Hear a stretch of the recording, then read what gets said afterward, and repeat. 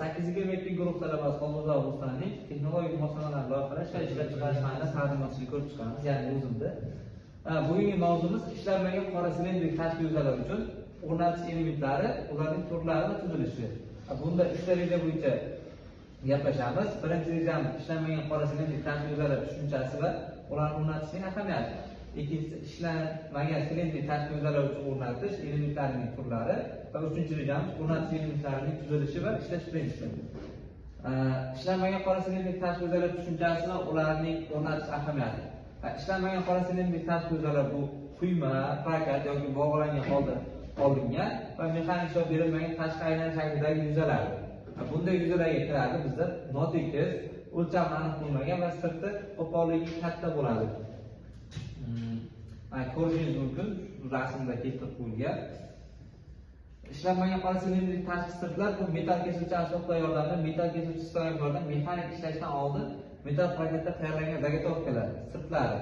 Ishlanmagan silindrik tashqi sirtlar bilan ishlashning aynan xususiyatlari tozaroq ishlashdan oldin qo'pol ishlash, ya'ni ishlanmagan sirtlar tozaroq ishlashdan oldin qo'pol ishlash uchun asos bo'ladi.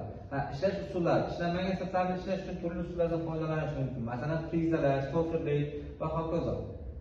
Aniqlik va sifat. Ishlanmagan sirtlar aniqligi va sifati keyingi ishlash bosqichlarida muhim rol o'ynaydi. Materiallar ishlashda ishlanmagan sirtlar sifatida turli materiallardan tayyorlangan zagotovkalar ishlatilishi mumkin. Masalan, po'lat qotishmalari va yana boshqa misollar keltirsak bo'ladi.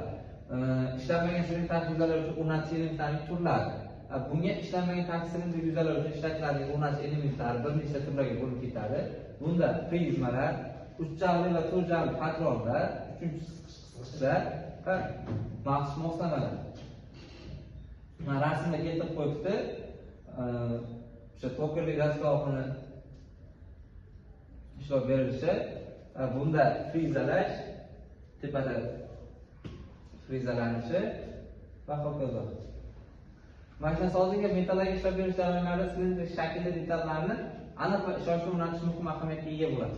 Ayniqsa tashqi yuzlar va mexanik ishlovdan o'tmagan, ya'ni ishlanmagan qora holatda bo'lgan silindrik detallarni standartlarga mahkamlash ancha murakkab hisoblanadi.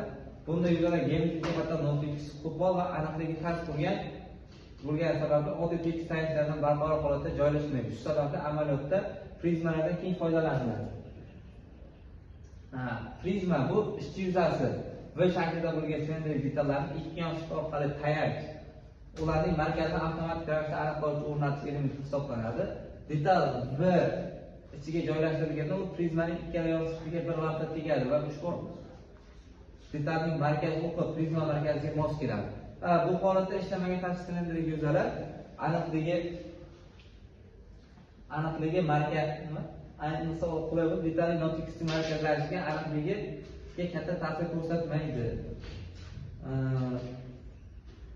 Va prizmalar yordamida ikki chiziq bo'yicha tayinlanadi. Bu esa uni fazoda barqaror holatda ushlab turadi. Natijada detal ishlov berish vaqtida siljib ketmaydi, tebranish kamayadi va kesish asbobini ishlash barqarorlashadi. Shu bilan birga va prizma detallarni qayta bir holatda o'rnatish imkonini beradi. Shu bilan birga prizma detallarni qayta bir holatda o'rnatish imkonini beradi. Bu esa ketma-ket operatsiyalarda o'lcham aniqligini oshiradi. Konstruksion jihatdan bir prizmalar odatda mustahkam po'lat yoki chuyondan tayyorlanadi. Ularning ichki sirtlari yuqori aniqlikda ishlov berilgan va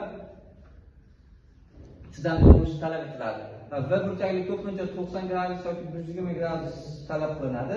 Bu esa turli diametrdagi silindrik detallarni joylashtirishga imkon beradi. Ayrim hollarda prizma qo'shimcha siqish mexanizmi bilan jihozlanadi va bu esa detalning yuqoriga ko'tarib ketishi yoki aylanishini oldini oladi.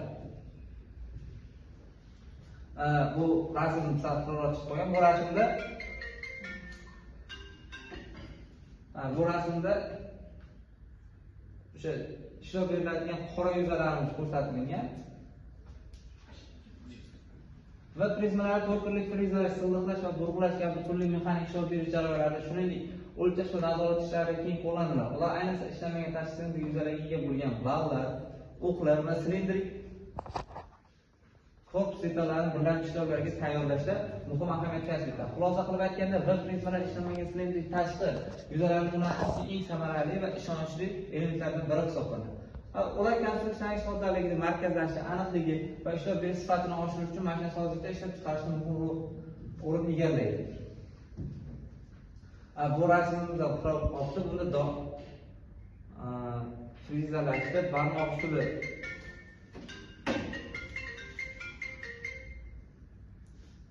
ko'rsatilgan. 10-yillikdan magnitoslikda ishlanmagan ishlab berilgan silindr detallar stanoklarda barqaror va aniqlik bilan joylashtirishga xizmat qiladi. Ularning asosiy vazifasi detalning o'zi o'quv bo'yicha markazlanishini ta'minlash, ishlov vaqtida siljishdan oldini olish va detallarni kerakli holatda ushlab turishdir. 10-yilliklar odatda bir nechta asosiy qismlardan tashkil topadi: tayanch yuzalash, siqish, mexanizm va markazlash yoki yo'naltirish elementlari. Tayanch yuzalar detalning asosiy joylashuv nuqtalarini tashkil qiladi va detalni kerakli holatda barqaror ushlab turadi. Ishlanmagan silindr yuzalari tayanch nuqtalar soni minimal bo'lishi kerak, chunki ortda kuchlanish detal deformatsiyasiga olib kelishi mumkin. Tayanch yuzalar ko'pincha bir prizmalar, splitterlar yoki maxsus moslamalar shaklida bo'ladi. Ular detalning aylanish o'qi va markazini avtomatik ravishda aniqlashga xizmat qiladi.